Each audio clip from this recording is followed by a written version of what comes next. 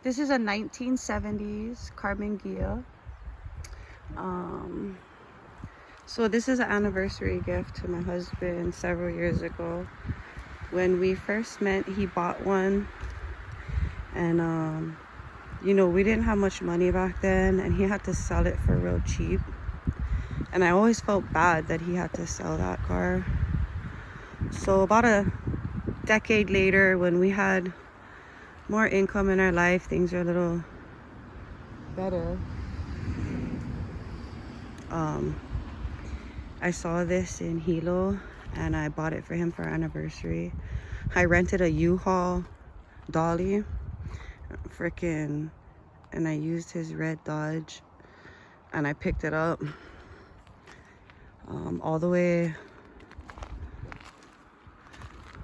up country Hilo. She'll get her turn one day. But yeah, that's the story behind this car. You know, it's a gift.